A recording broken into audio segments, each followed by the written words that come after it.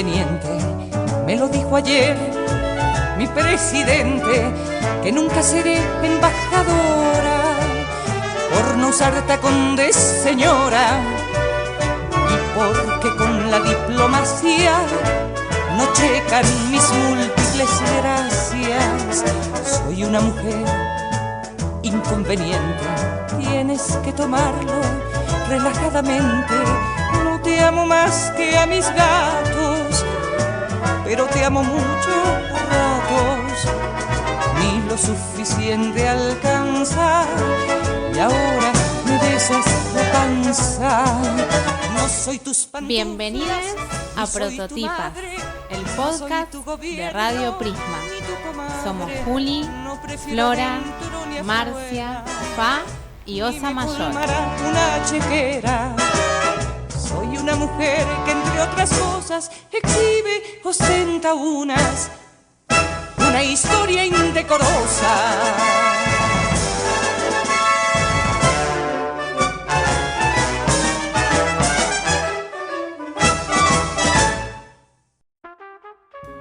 Bienvenidos, estamos acá grabando desde Prisma Espacio Creativo y en el episodio de hoy vamos a hablar de la mentira desde múltiples lugares, la mentira desde el punto de vista de la ética, también en el ámbito de la política, la mentira desde el punto de vista de la existencia, desde el punto de vista del amor.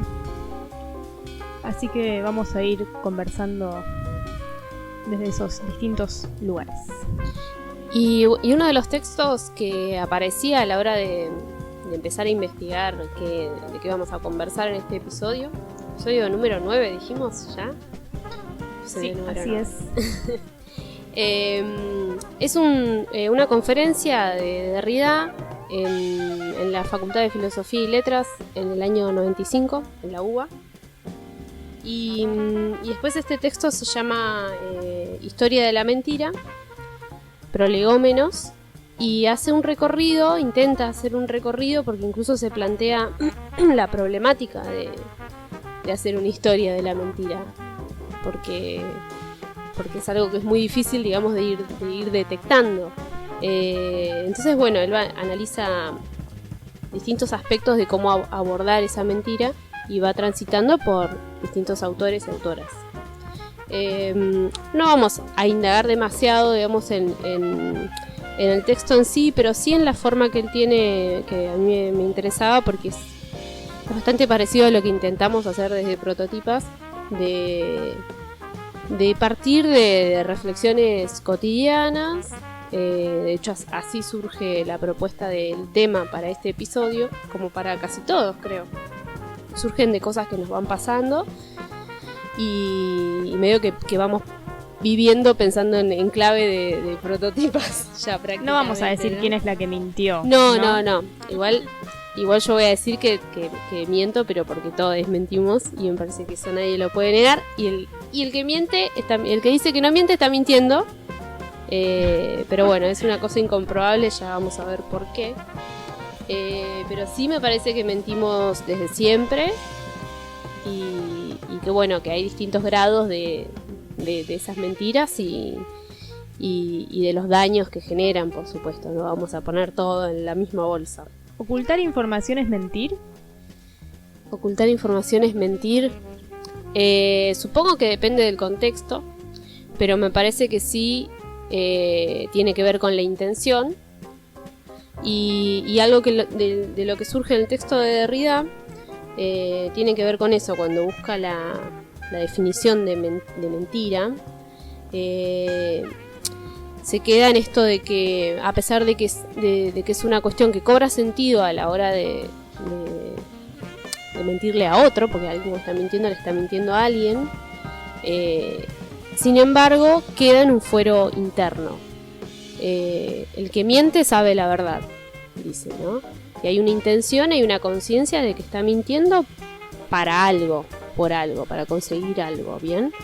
Entonces el mentir está en la intención, y si ocultar tiene como intención un objetivo específico, ocultar una información y la oculta pero con intencionalidad, es bastante parecido a mentir, me parece.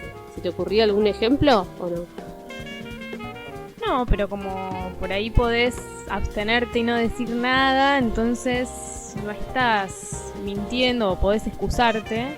Y es más fácil también, porque omitís información. En cambio, de otra manera, si fabricás una mentira, tenés que fabricarla, tiene que ser coherente, no se tienen que escapar detalles. Tenés que acordarte después de qué dijiste. Hay personas que creo que la construyen tan bien que incluso después se les puede confundir con la verdad o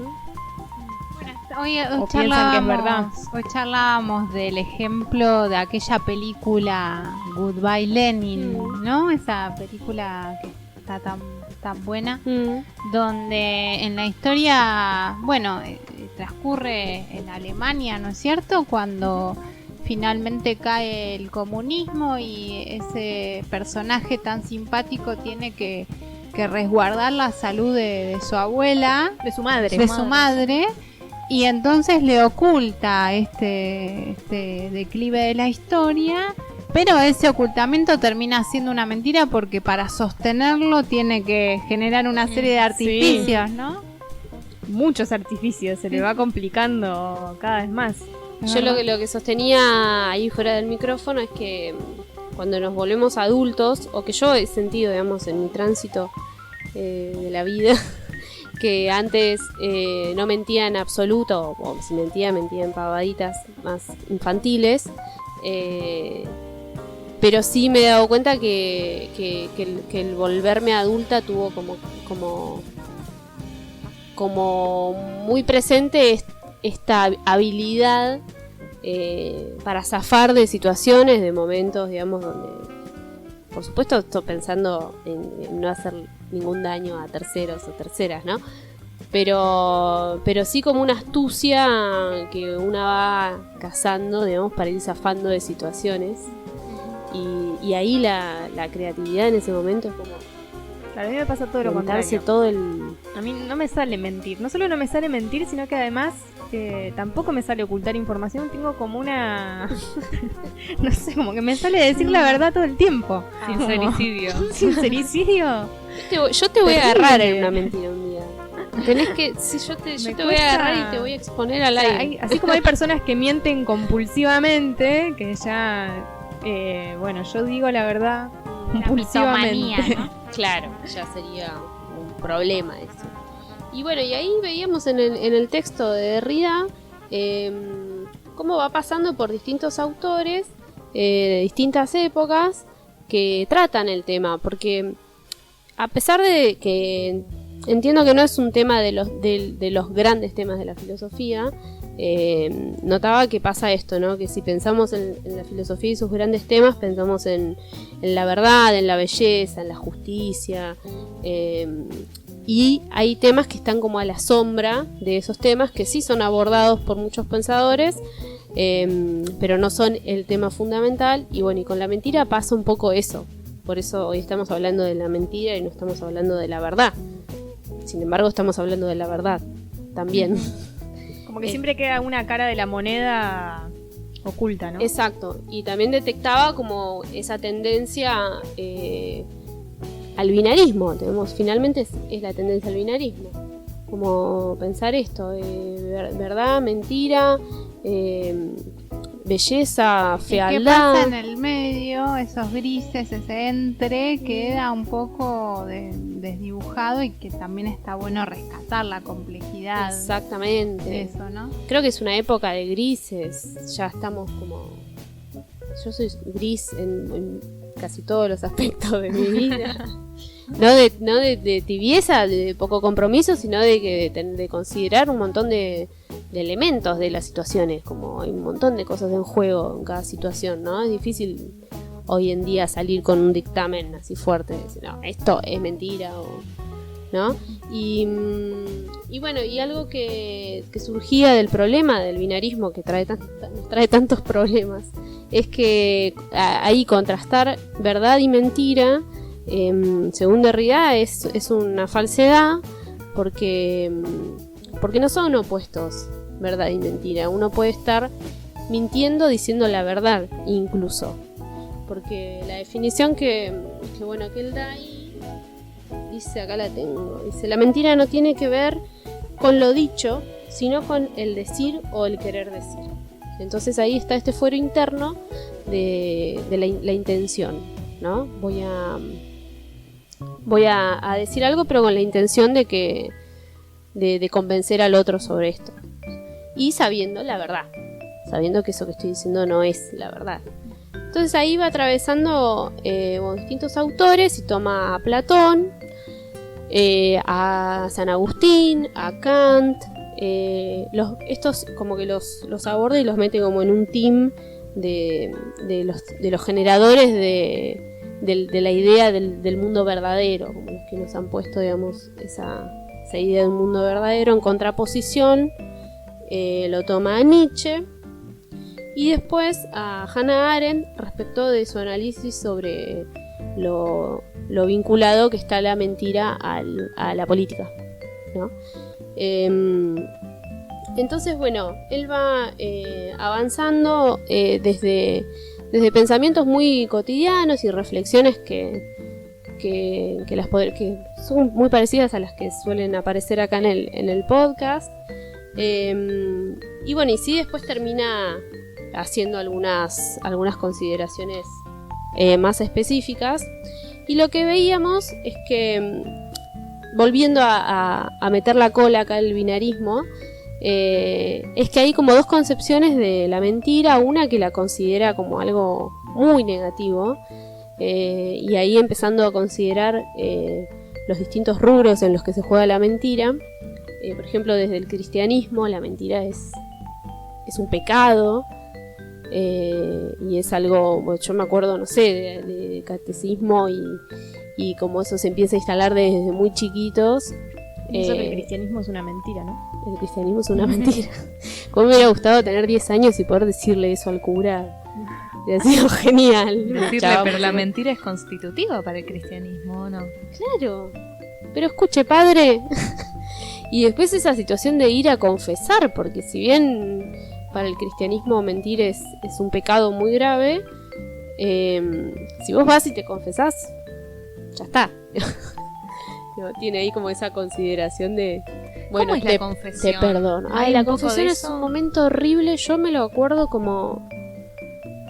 muy, muy fuerte esa sensación de pasarla muy mal, de estar sentada ahí en el banco de madera típico de la iglesia y de ser una niña muy chiquita y estar con un señor que no conoces, sola. Y horrible. Pareció a la terapia contemporánea. Bueno, la terapia, confesando tus cuestiones con alguien. Y pero ahí hay este carácter de obligación, y además de ponerle, no cabe ir y decir no, creo que no tengo nada que confesar, hasta luego. No, tenés que ir y decir algo. Y en las clases de catequesis te van tirando unas puntas de las cosas que puedes ir diciendo. Entonces te van generando ese sentimiento de culpa de decir, bueno, pero le mintieron te peleaste con tu hermano, le mentiste a tu mamá. No sé, yo me acuerdo que dije, creo que una sola vez me confesé porque fue antes de la comunión y después nunca más. Y me acuerdo que dije que decía malas palabras, por ejemplo. No, bueno, digo malas palabras. Creo que hasta él me tiró una idea como, bueno, pero te peleas con tus hermanos, le haces caso a tu mamá. Le haces caso a tu mamá. Bueno, sí, capaz que a veces no. Bueno, y te agarra la cabeza. Ay, no. Sí. Y te exorciza. Sí, te pone la mano así en la cabeza. ¿Te toca? Momento, sí. Pero no está atrás de confesión, una... no es claro, con una No, ¿No hay un confesionario? Ese es el confesionario clásico, pero eso es de las películas. Yo no sé si... No, después pasa eso, está el confesionario. Pero yo creo que es porque era la primera vez que me confesaba y era antes de la comunión. Era así, cara sentados a cara. los dos en estos banquitos de madera tan incómodos de las iglesias. Capaz que la diferencia con la terapia, me quedé pensando, esa es un poco la hipótesis de Foucault, ¿no? El amigo Foucault, que dice que se va cambiando, ¿no?, el dispositivo del psicoanálisis, como que heredaría algo de esto de la confesión, pero en el psicoanálisis no hay un perdón, no basta con decir algo para que eso se resuelva rezando. Pero además tal en el cosa. psicoanálisis el relato puede ser un relato que no tenga ningún tipo de correspondencia con lo que pasa en la realidad y lo que vale ahí es el relato. Sí, pero es cierto que hay una idea de salud que supuestamente una va ahí a exorcizar con palabras algo que está encriptado y que mediante la palabra se obtiene una armonía, ¿no? Estoy hablando de la primera formulación del psicoanálisis, no de las reformulaciones, pero bueno, algo de esto que trabaja Foucault me parece interesante para pensar, no es que adhiera 100% a esa tesis, pero bueno, para Porque pensar. hay grises.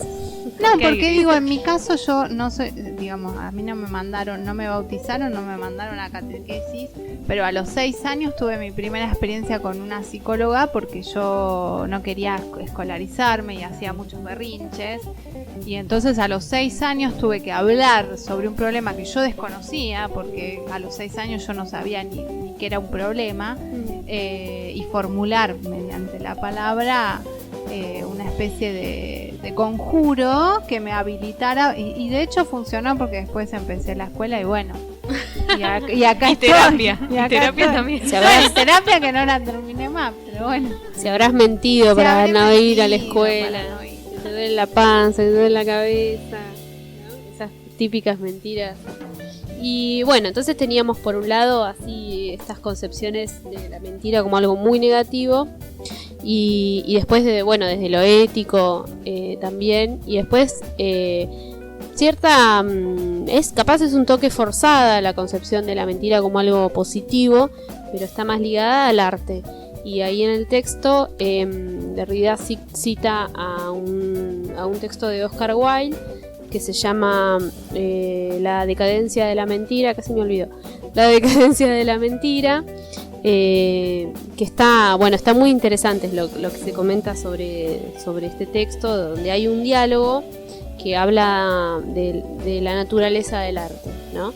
Y parece detectar como una especie de decadencia del arte, de la mano de la decadencia de la mentira, cuando hay una tendencia a manifestar lo real, la vida real en el arte, desde el realismo, y pienso también en la literatura autorreferencial, y entiende que eso es contraproducente con el arte porque se pierde como la aplicación de la imaginación, de la creatividad. Y también hay una consideración muy interesante de cómo el arte puede generar otro mundo posible. Entonces hay como un ida y vuelta, si bien es una ficción, ¿qué aporte puede hacer eso a la realidad? Si nos brinda otra mirada posible de que las cosas pueden ser diferentes también. Entonces, al hacer solamente una reproducción se va eliminando esa posibilidad, ¿no es cierto? Bueno, está re interesante eso también. Y después también lo pensábamos respecto de los medios, la mentira respecto de los medios hoy en día, en esta actualidad que hemos escuchado hace 30 días prácticamente la apertura de las sesiones en el Congreso con nuestro presidente Mauricio, y todo lo que vino después, las repercusiones que eso generó, porque ya los discursos, digamos, el relato es totalmente sigue siendo el mismo relato de cuando él hizo campaña, y ya la realidad se le da la cara, digamos, y sigue repitiendo las mismas cosas que... Y bastante impunemente. Impunemente, porque tampoco no parece pasarle nada, digamos, es mentir. Y después me preguntaba eso, si lo que dice Derrida de que la mentira es incomprobable, también nos podemos preguntar, obviamente no voy a hacer una defensa de Macri acá ni en ningún lado, pero ¿qué pasa si de verdad él no está mintiendo? Si de verdad él está convencido de que ese es el camino, de que juntos podemos... ¿Qué que, o sea, ahí Lo hay que pasa una... es que igual ahí también había mentira con datos. Hay digamos, mentira con no datos. es solo la construcción de una esperanza, sino que... Bueno, pero ahí él que dice, trastocó bueno, datos, me equivoqué, ¿no? Está esta cuestión del error que sale también en el texto, donde él dice, Sí, pero eso no ocurrió. él, qué sé yo, pueden haber sido medidas que fueron muy bien intencionadas y se resultaron mal por otras circunstancias, por la crisis mundial. Sí, bueno, ahí eso- está el tema si la política es un terreno del discurso o es un terreno de la acción. Porque si es un terreno del discurso podemos avalarlo, pero si es un terreno de la acción los datos no condicen con lo que él está diciendo. Y el problema de la intención, porque vos jurídicamente nunca, o sea, podés evaluar algo en función... La intención es inaccesible, la intención de alguien. Claro. Vos podés inferir premeditación a partir de ciertas cosas, pero en realidad la intención siempre va a ser algo inaccesible. Ahora vos podés ver si esa persona tergiversa información. Por Claro, ejemplo. pero eso puede dar como resultado que de acá en adelante analicemos la gestión de Macri como... puede haber gente que lo analice como una gestión donde no tuvo suerte, donde tuvo una herencia pesada y bueno, las cosas salieron así por la herencia que tuvo. Pero lo que pasa es que no es solo en el caso del discurso que estamos hablando, no es solo una explicación de cómo fueron las cosas, sino que mintió en los datos concretos, digamos. No solo en cómo se llegó ahí, que bueno, que se puede discutir si ahí puede haber interpretaciones o no, sino en los resultados. Pero ¿cuántas veces hubo propuestas de medidas? Nos remetimos a hablar de política, salió así. Donde propuestas muy polémicas que se echaron atrás y dijeron, no, la verdad, hicimos una autocrítica y nos parece que sí, que estaba errado, era una mala idea. Listo, y se echan atrás, 2x1, sin ir más lejos. Lo que es interesante es que esta articulación tan fuerte entre política y mentira que vemos, por ejemplo, en el caso de Mauricio y de como dice Marcia, hechos tangibles donde más allá de la interpretación podemos ver que hubo un manejo, una manipulación de datos, etcétera. Ni siquiera es original este gobierno y tampoco lo han sido otros, sino que viene de una larga historia de articulación entre la mentira y la política, eso que vos mencionabas de Hannah Arendt. Y cuando estábamos armando el podcast nos acordábamos de la cursada de filosofía política hace 10 años, año 2009, que uno de los textos que leíamos era un texto fundacional para la filosofía política, La República, de Platón. 25 siglos tiene, ¿no? 25 siglos igual. ¿Cómo podemos ponerle música? 25 siglos igual. Exactamente. Este libro de Platón que fue fundacional para la filosofía política y parece que Platón ahí propuso algunas cosas que se las siguen tomando al pie de la letra. Es lo primero que leemos cuando entramos a la carrera, ¿cierto? Sí. Uno de los primeros Sí. textos, sí. La No. República o no. Bueno, capaz que en mi otra facultad, sí. Y tempranamente lo leíamos, sí. Un padre además, como se lo Sí, reconoce, claro, ¿no? sí. De la filosofía. ¿Y qué aparece ahí en la Repu? Y ahí en la Repu, algo que es interesante, bueno, Platón está pensando, ¿no? Para ponernos en contexto de qué es la República de Platón, él está proponiendo un modelo político para fundar una república ideal, un modelo que él cree que tiene que ser republicano, ¿no? Una forma de gobierno que se piensa como perfecta, o sea, es como una intención de hacer algo normativo, ¿no? No va a describir una república, sino que va a pensar cómo sería una república ideal. Y bueno, está todo como es conocido su método con diálogos, ¿no? Entonces hay personajes que le hacen preguntas. Y Donde ahí el filósofo tiene un lugar preponderante. es el rey. Es el rey.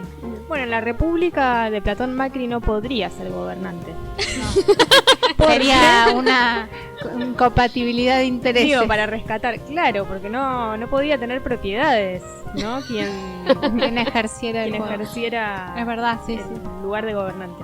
Y un ingeniero me parece que tampoco. Tampoco. Solo No. filósofos. Y algunas filósofas. Lo que Varones. interesante No, es, tenía que ser varón el... Algunas dirigentes podían ser mujeres, pero pocas. Sí, más plausiblemente hubiera sido un varón, seguro. Él, en lo posible. Él, Platón. Platón el rey. Sí, es interesante que en ese libro, él cuando piensa la república ideal, Él dice que en esa república va a haber que contar mentiras. Mentiras, le llama mentiras nobles o mentiras buenas. Como mentiras piadosas, por decirlo de alguna manera. Y bueno, lo que es interesante también es que para poder contar esas mentiras buenas hay que desterrar las mentiras malas. ¿Cuáles son las mentiras malas? ¿Cuáles son? ¿Se acuerdan? Los mitos de los poetas, ¿no? Sí. Homero, concretamente. Homero, que en esa época era también como literatura, ¿no? O sea, todo lo que fuera los poetas. Dice, en esta república hay que expulsar a los poetas. Sí. El arte no tiene lugar, porque el arte es algo potencialmente subversivo. Porque además lo que hace, que yo me acuerdo, lo trabajé un poco con la mirada de María Zambrano, que es una filósofa española, lo que hace es dividir el lenguaje filosófico, que es el lenguaje de la razón, y el lenguaje de los poetas, que es un lenguaje decorativo, con ese artificio de la belleza del arte, pero que en realidad no tiene que ver con la realidad. Entonces es engañoso.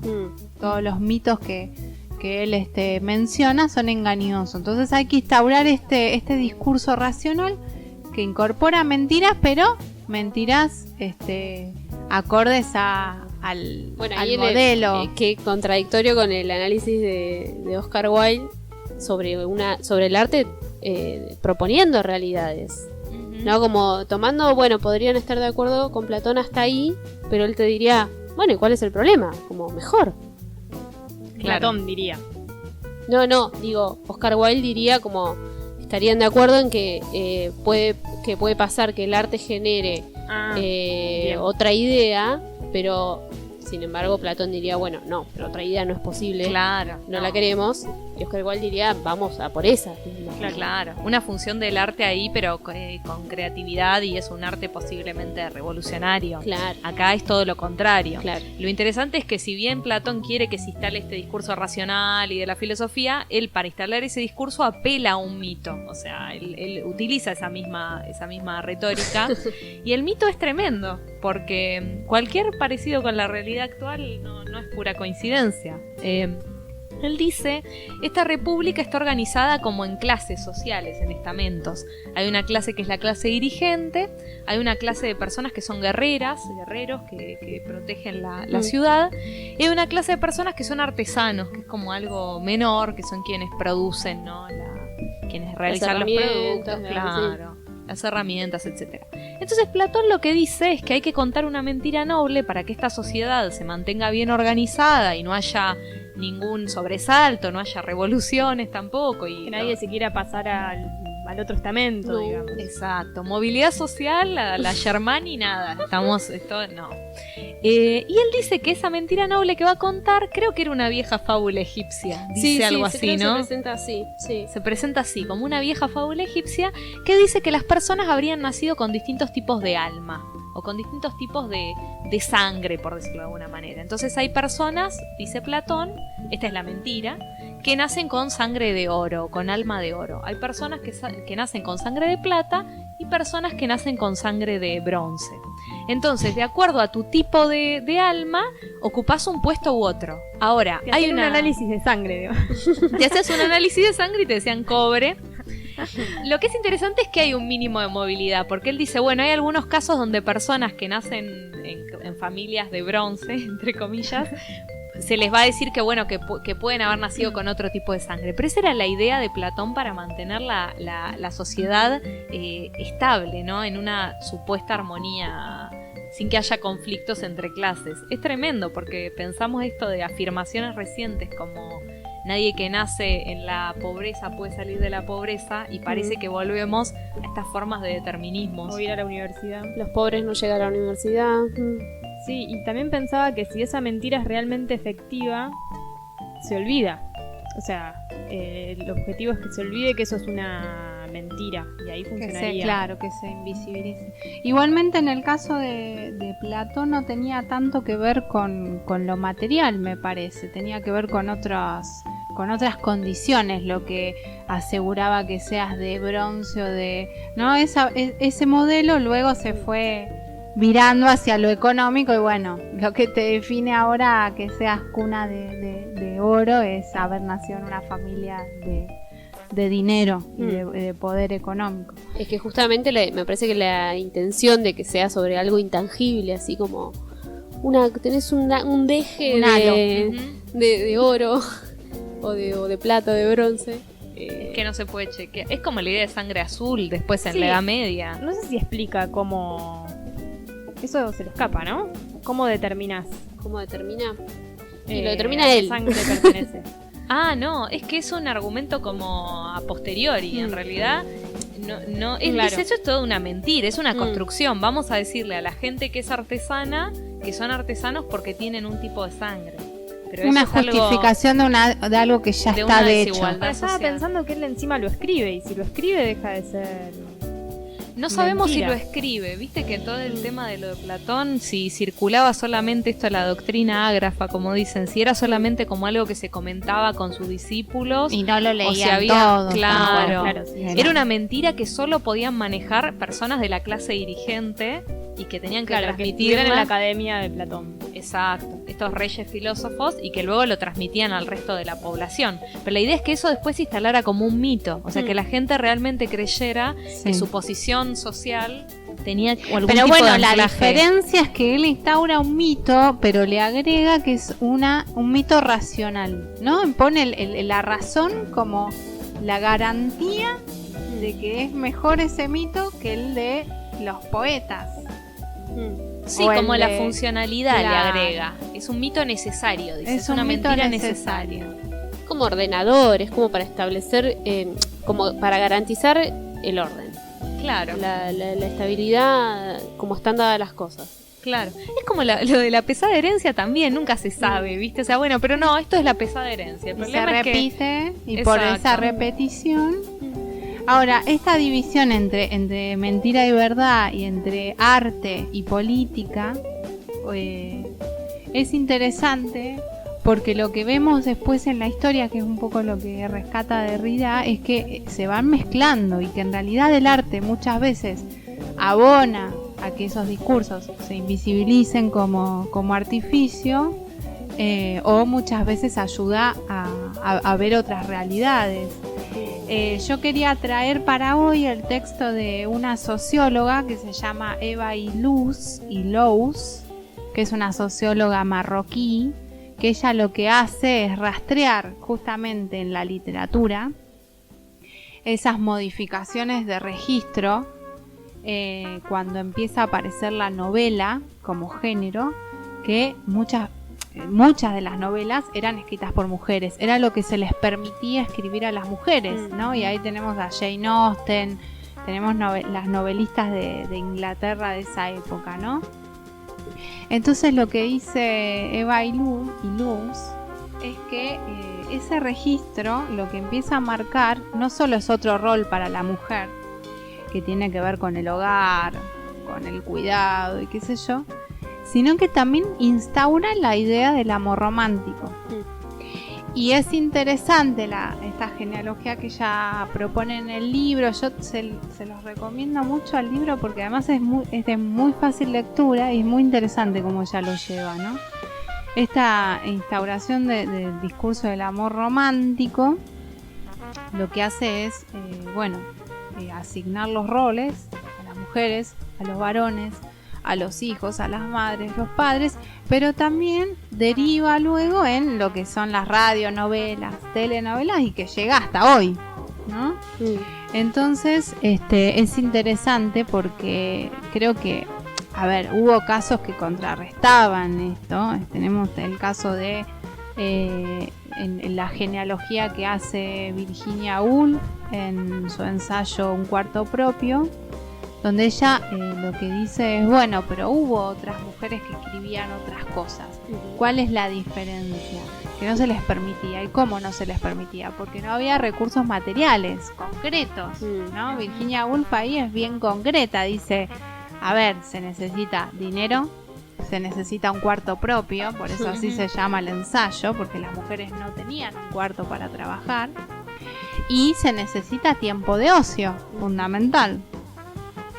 Entonces, lo que hace es rescatar ahí algunas figuras las que han podido alcanzar, ¿no? Está el caso de una filósofa de los primeros, creo que es de 1600 y algo, Margaret Cavendish, inglesa, que bueno, ella podía escribir porque pertenecía a la clase de noble, pero todo el mundo se burlaba de ella y le decían la loca, ¿no? Le decían tenía un sobrenombre que era algo así como Mad Margie, algo así, que quiere decir como la loca Margaret, que era la que escribía y la que osaba escribir filosofía, además. Entonces, bueno, estaba como esta cosa de... Pero bueno, es interesante cómo el arte, digamos, no está en las antípodas de la verdad, sino que muy por el contrario, lo que hace es pugnar porque el discurso muestre todas sus aristas, no solamente la única, ¿no? Que es la que quiere instaurarse como verdad. Me quedé pensando que la historia también es muy cíclica, porque en el siglo XIV Christine de Pizan, que era también filósofa y es reconocida como una de las primeras mujeres escritoras de oficio, ella escribe una novela que se llama, o un ensayo que se llama La ciudad de las damas, que es de donde sale esas imágenes del libro de Silvia Federici, el de las mujeres albañilas que hemos comentado, son grabados de ese libro. Y ella muere en 1300 y pico, Christine de Pizan. Y en esa época estaba permitido para ella escribir. Y hay algo que dice María Luisa Femenías, que ha sido, bueno, un poco maestra para nosotras en el tema del feminismo y de la filosofía, que dice que cuando Christine de Pizan le entrega el manuscrito de La ciudad de las damas a Leonor de Aquitania, que era como su mecenas, una mujer de la nobleza, no se imaginaba que unos pocos siglos, las mujeres iban a ir a la hoguera por ser condenadas como brujas, y no se iba a imaginar esto como que, o sea, que Margaret Cavendish iba a ser una excepción. O sea que muchas veces esas historias son muy cíclicas, y las mujeres han tenido acceso y después ese acceso desaparece. Por eso esta importancia de mantener, que hemos dicho, ¿no? los derechos, o sea, que sí, que las mujeres han escrito también antes, pero que eso después, esas conquistas muchas veces se terminan perdiendo por diferentes motivos. Sí, tal cual. Bueno, y otra de las cosas que dice Eva y Luis en este libro que hace una genealogía del discurso romántico, es que se instala la idea de la fidelidad, ¿no? Como verdad al interior de un vínculo que es monogámico, ¿sí? Empiezan todos estos registros a cobrar valor. Y qué bueno, ¿cómo juega la mentira al interior de un vínculo romántico? Bueno, en la fidelidad, ¿no? Entonces, y en los orgasmos fingidos. Y en los orgasmos fingidos, sí, bueno, también. Pero yo pertenezco a mi amor, porque es único, y viceversa, entonces excluye la posesión, o sea, la verdad ligada a la posesión. Y la mentira a la infidelidad. A la infidelidad, ¿no? Y entonces marca todo esto de que si vos me mentís, entonces no es amor, es un amor fingido. Y pensando en el como tema, los orgasmos. En los orgasmos también, sí, también mucho tiempo las mujeres hemos tenido que fingir orgasmos porque no era una relación sexual. No me incluyas, Juli. Bueno, yo me incluyo, en este grupo me incluyo, porque han sido relaciones sexuales o no consentidas o no del todo placenteras para nosotras. Pero bueno, en este sentido teníamos un tema musical de La Lupe, que es una cantante española, que se llama Teatro. Igual que en un escenario finges tu dolor barato, tu drama no es necesario. Ya conozco ese teatro, mintiendo, qué bien te queda el papel. Después de todo parece que esa es tu forma de ser. Yo confiaba ciegamente en la fiebre de tus besos, mentiste serenamente y el telón cayó por eso. Teatro, lo tuyo es puro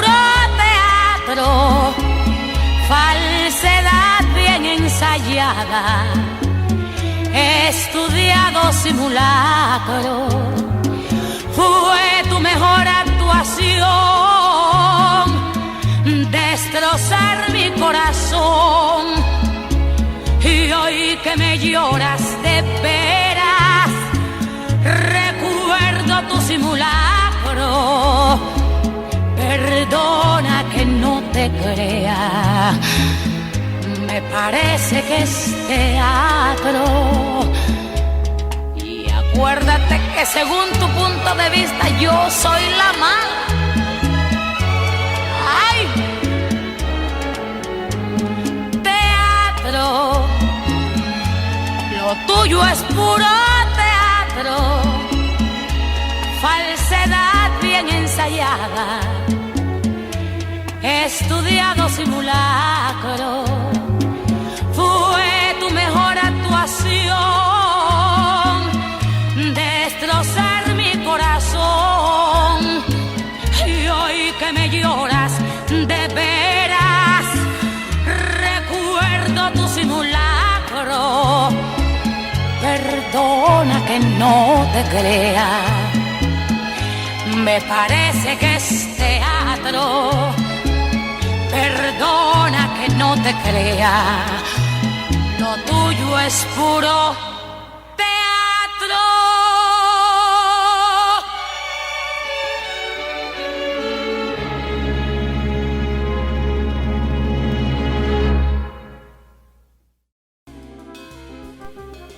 Bueno, ahí escuchábamos Puro Teatro de La Lupe, que en realidad es una cantante cubana, no es española como dije antes. Qué mentirosa que sos. Soy mentirosa, pero ¿saben por qué? Mentirosa. ¿Saben por qué? ¿De dónde viene este fallido? Porque La Lupe fue utilizada por Almodóvar, por el director español, en una de sus películas más célebres, que es Mujeres al borde de un ataque de nervios. ¿Cuál era esa de Almodóvar? Oh, bueno, no me acuerdo bien la trama, pero... Bueno, no, que la vean al borde de un ataque de... Sí, no me acuerdo bien la trama porque se me confunden, pero me acuerdo que en varias de sus películas aparece esta cantante cubana.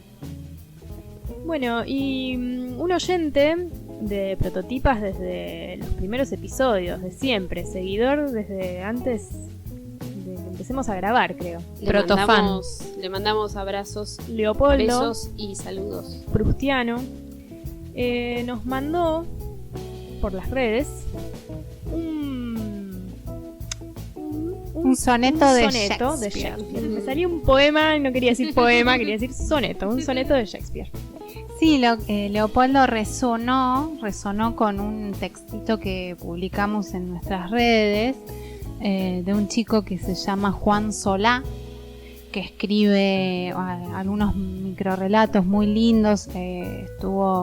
Hace poco fue editado por Sudestada. Y bueno, en ese pequeño relato se explicita una escena de dos amantes que hablan sobre la verdad, sobre que siempre van a decirse la verdad porque la verdad es liberadora. Y en ese último encuentro, ¿no? de ya separarse, uno de ellos le dice al otro, ¿no? ¿Te molesta finalmente la verdad? Y la respuesta es: no me molesta la verdad, sino esta condición humana que me hace desear que me hubieses mentido, ¿no? El textito es muy lindo, se llama La condición humana. Y bueno, el soneto de Shakespeare va un poco en ese registro, ¿no? Y lo que dice Shakespeare es: el mejor hábito del amor es una lengua aduladora, ¿no? Como que en el amor, sobre todo en el amor romántico, preferimos esa mentira mágica a la verdad, de enfrentarnos con un eotre. Pero ¿hay verdad? ¿Hay un eotre más allá de Esa eso? es una pregunta. Esa es una pregunta para hacerse, ¿no? ¿Cómo juega eso en el amor?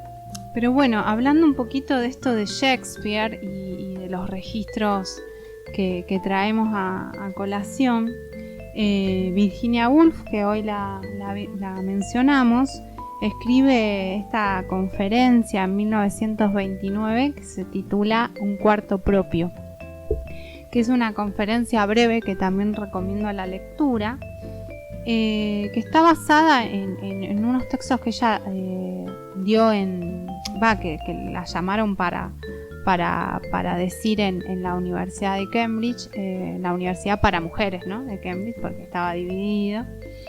Y en ese texto lo que hace Virginia Woolf es preguntarse cuáles son las condiciones más propicias para el acto de creación, ¿no? Una pregunta interesante. Entonces va rastreando, ¿no? Los grandes, los escritores ilustres, cuáles eran las condiciones de las cuales gozaban para poder escribir. Y uno de ellos es Shakespeare. Y ella dice, bueno, pero hay un personaje olvidado en la historia. Nuestra barrida de hoy. Nuestra barrida de hoy. ¿Quién es nuestra barrida de hoy? Bueno, la hermana de Shakespeare, Judith Shakespeare, ¿no? La Judith.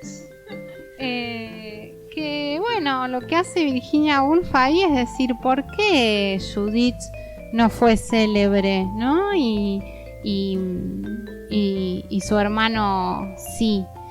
Dice, repasando la historia de la hermana de Shakespeare tal como me la había imaginado, definitivamente cualquier mujer nacida en el siglo XVI con un gran talento se hubiese vuelto loca, se hubiese suicidado o hubiese acabado sus días en alguna casa solitaria en las afueras del pueblo, medio bruja, medio hechicera, objeto de temor y burlas, porque no se necesita ser un gran psicólogo para estar seguro de que una muchacha muy dotada que hubiera tratado de usar su talento para la poesía hubiese tropezado con tanta frustración de que la demás gente le hubiera creado tantas dificultades y la hubieran torturado y desgarrado de tal modo sus propios instintos contrarios que hubiera perdido la salud y la razón. Ninguna muchacha hubiera podido marchar a pie a Londres, colocarse junto a la entrada de los artistas y obtener a toda costa que la recibiera el actor o director sin que ello representara una gran violencia y sin sufrir una angustia irracional. Lo que hace Virginia Woolf es llegar a la conclusión de que no es que las mujeres no tenían talento para la escritura, sino que lo que sucedía es que no tenían las condiciones materiales para hacerlo, ¿no? Como me vuelve el episodio sobre mujeres y música que hicimos, donde también cabe la misma idea, ¿no? No es falta de talento, sino que no están las condiciones como para que se visibilice la cantidad de mujeres que están de hecho produciendo, o a veces se invisibiliza y otras veces ni siquiera existen las condiciones. Claro, lo que ella dice es, hay condiciones muy concretas para poder escribir, ¿no? En este sentido es muy, muy concreta y muy, podríamos decir, materialista Virginia Woolf, porque ella dice, bueno, se necesita tiempo de ocio, fundamental, se necesita una cantidad de dinero para poder vivir. Sí, tampoco tengo, no. Fundamental para ella en esta época y que llama la atención, un cuarto propio.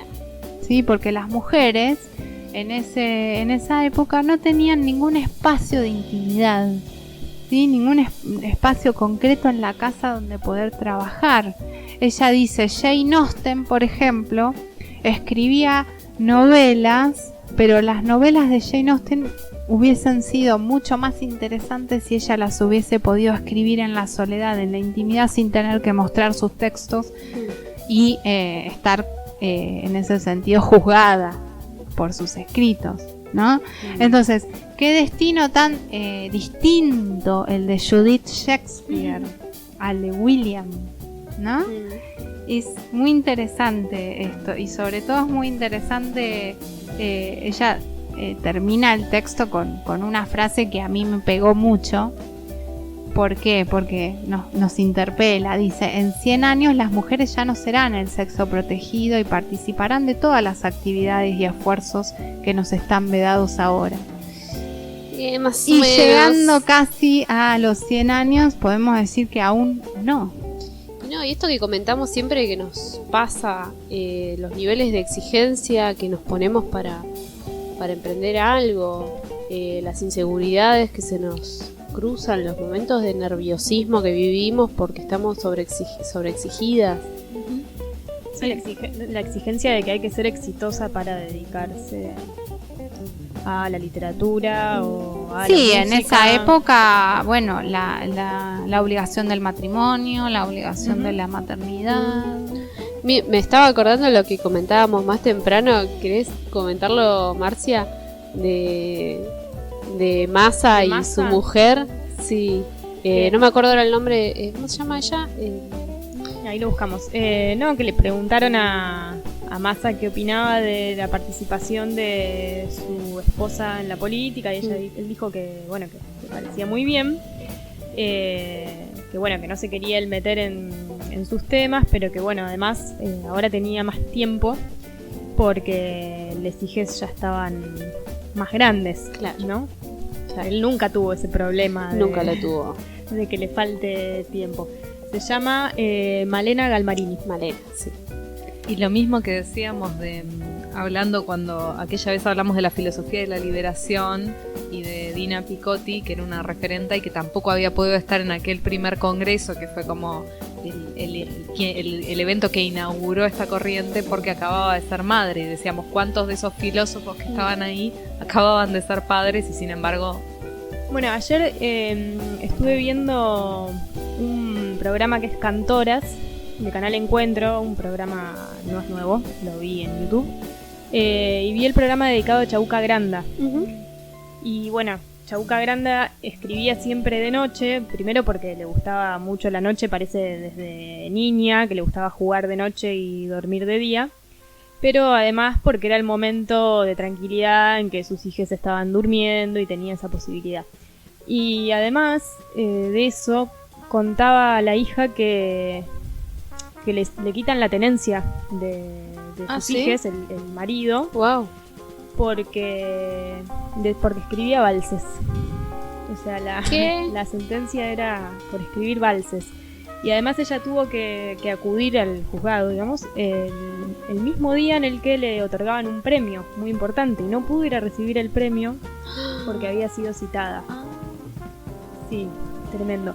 Bueno, y varias cuestiones igual en relación con el hacer música y los varones, que es, por ejemplo, que hasta que no murió su padre no grabó su primer long play, porque cuando iba a grabarlo y le dijo al padre que... El padre le dijo, pero entonces tu voz va a ser escuchada en las casas malas, como en los prostíbulos, y le resonó tanto esa mirada del padre que hasta que no murió no grabó. Y también empezó, o sea, estuvo siempre marcada su historia artística por estos varones, porque además ella empieza a escribir sus propias canciones cuando se separa de su marido. Y en parte empieza a escribir sus canciones porque todas las canciones que venía cantando de amor, bueno, eran canciones de amor donde la mujer, viste, era una sufrida.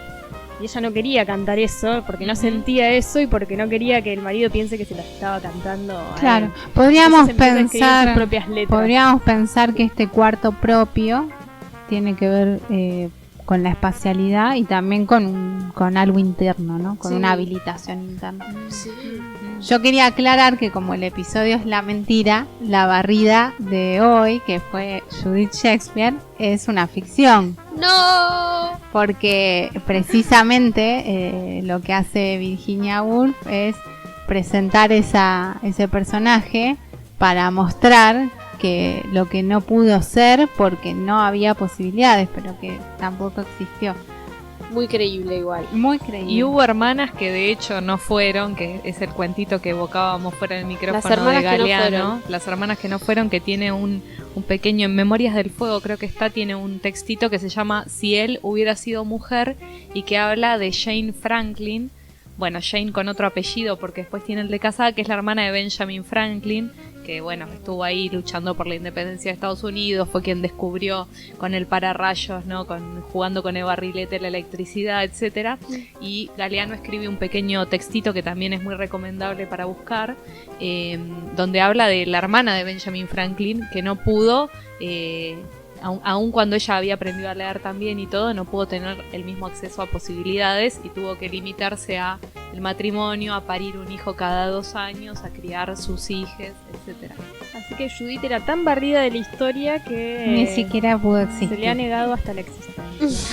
Bueno, pero en este episodio hemos recorrido el lugar de la mentira en la historia y hemos recorrido también esas verdades que no han podido ser, ¿no? Porque se han impuesto discursos que las excluían, ¿no? Así que bueno, nos alegra mucho el aporte de Leopoldo y esperamos que en los próximos episodios nuestros oyentes sigan haciendo sus aportes, tal cual, que nos nutren, y haciendo de este podcast un lugar polifónico, como siempre nos gusta reivindicar. Si tan solo pudieras ver que no hay una sola forma de querer,